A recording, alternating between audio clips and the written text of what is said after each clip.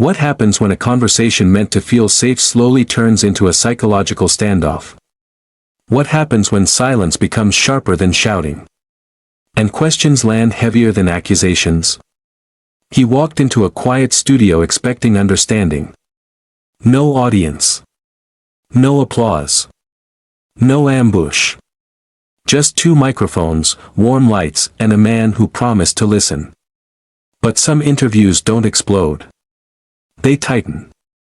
They wait. And then they expose something no one planned to show.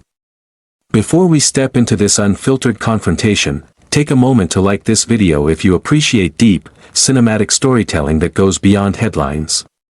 Subscribe to the channel for more real conversations where power, identity, and truth collide under the spotlight. And when this story ends, tell us in the comments, who crossed the line?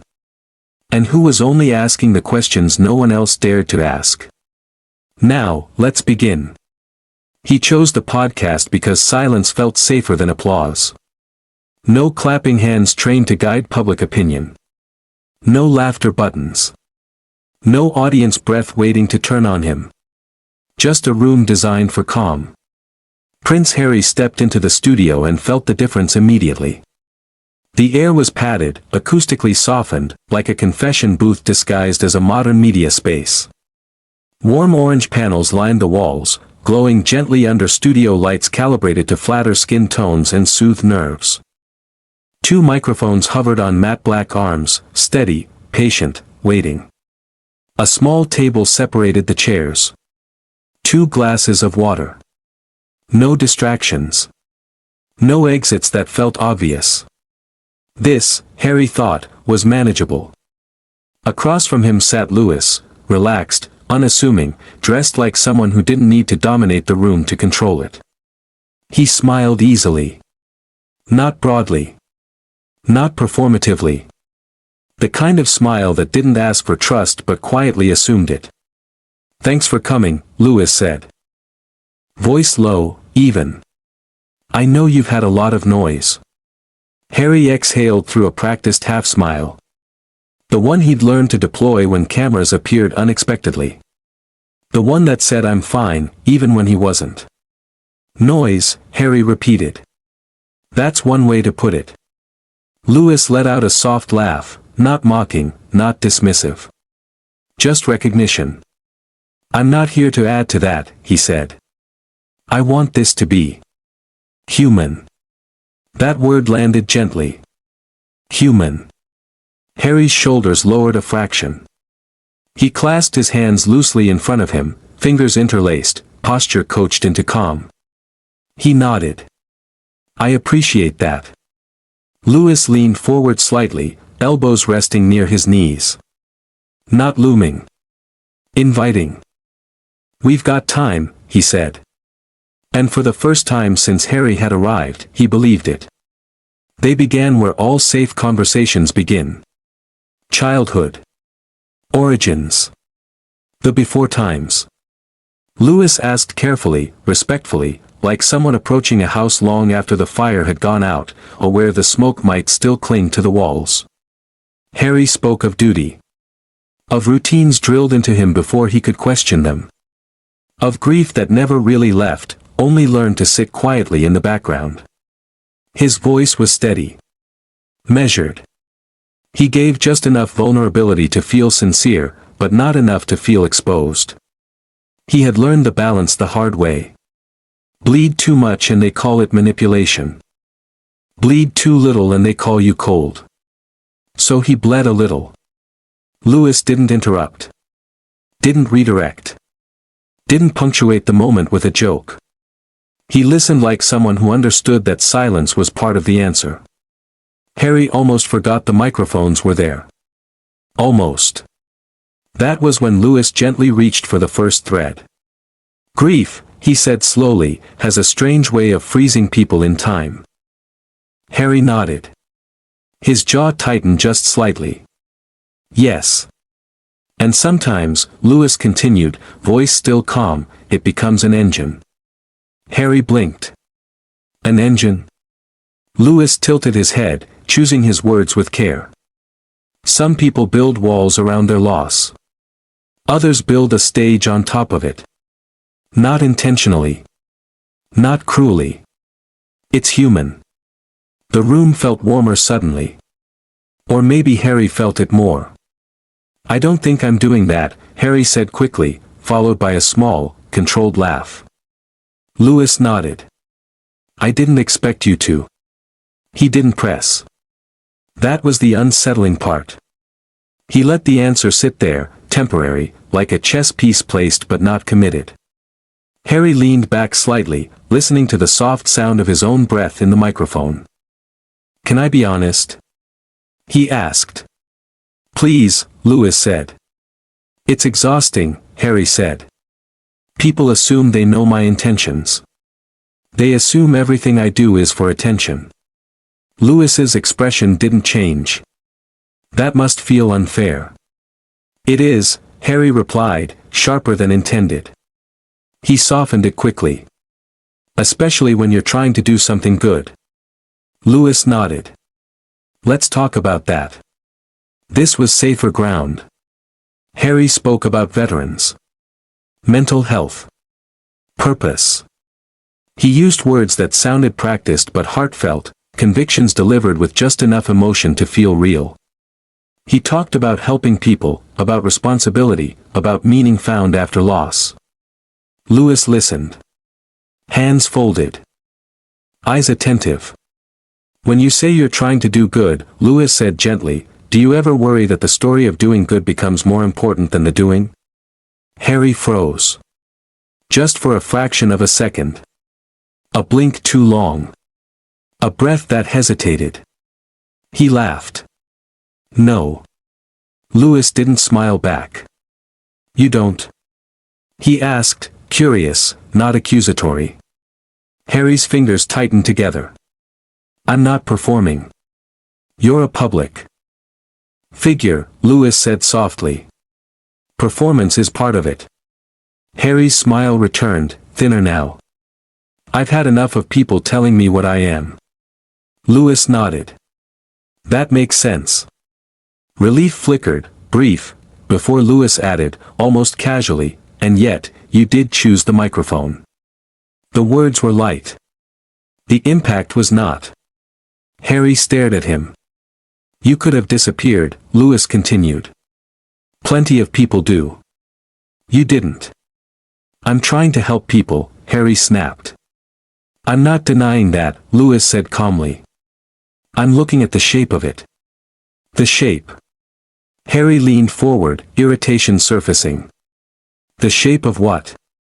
The shape of your life since leaving, Lewis said. Everything becomes content. Harry's eyes narrowed. A book. A documentary. An interview. A response to a response.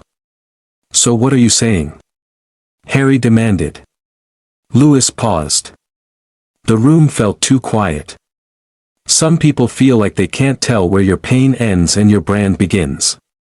The words hung in the air. That's insulting, Harry said. Lewis didn't apologize. Is it? Harry's hands separated now, no longer interlaced. The red recording light blinked quietly. Lewis wasn't attacking him. He was doing something worse. He was letting Harry hear himself. And then, softly, almost kindly, Lewis asked, do you ever worry that if the title disappeared, the story would have to stand on its own? Harry's mouth opened. No sound came out. The cliffhanger wasn't loud. It was silent. Harry smiled. It was the smile people use when they've been handed a joke they don't find funny. The studio lights made everything look warm, forgiving. But the air between the microphones had gone cold. Not hostile, clinical. Focused. You're framing it like I'm selling something, Harry said carefully. Lewis nodded once. I'm asking if it feels that way to you. It doesn't, Harry snapped.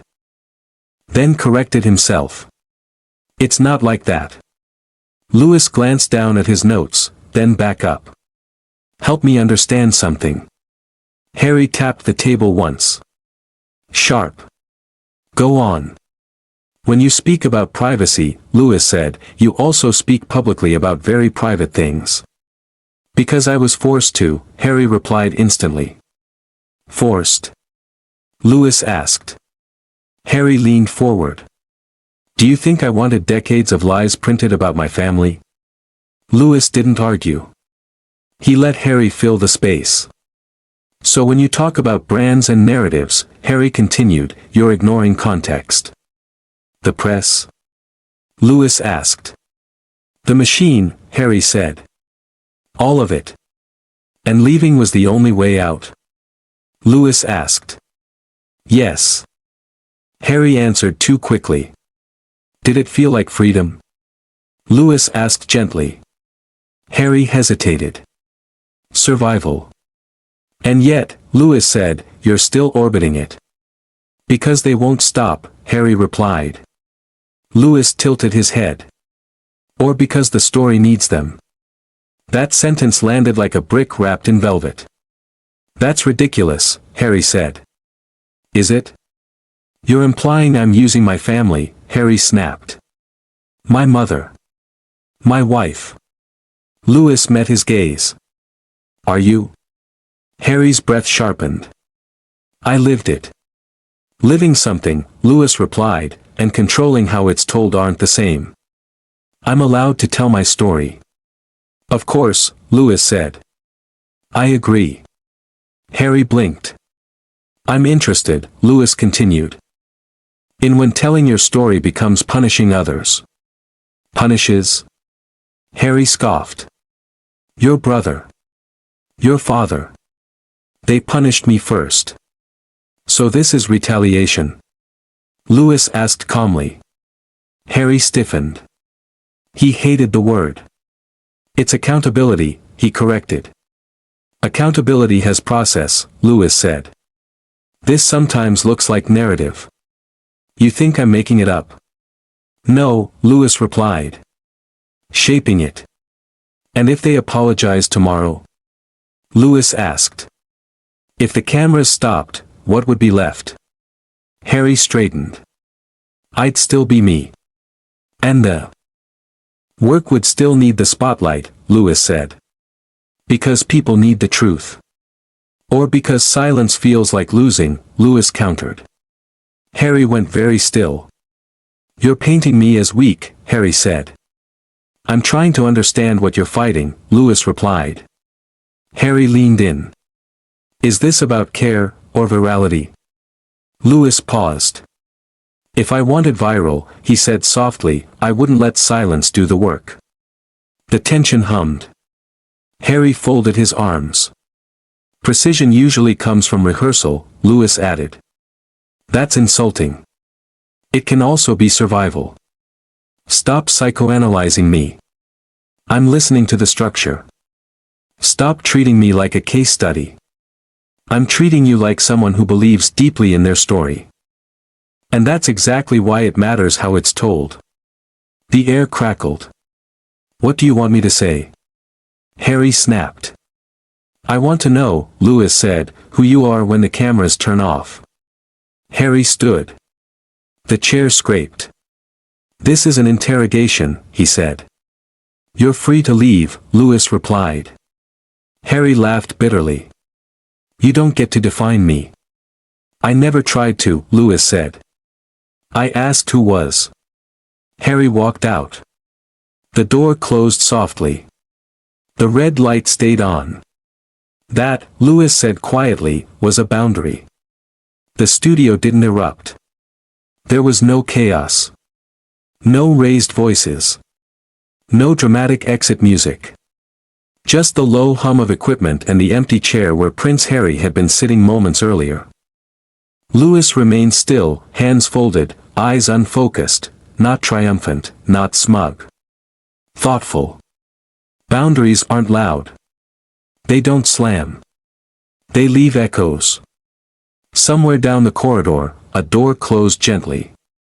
Harry adjusted his jacket as he walked away, breath uneven, jaw clenched. Not angry. Something worse. Unsettled. Because nothing Lewis had said was cruel. And that's what made it dangerous. The microphone had not attacked him. It had reflected him. Harry had spent his life being defined by noise, flashbulbs, headlines, chants, outrage. He knew how to fight that. What he didn't know how to fight was silence that asked better questions. The cameras cut. But the conversation didn't end. Because the most uncomfortable confrontations don't explode. They linger. They follow you. And long after the microphones are unplugged. They ask who you are when no one is listening.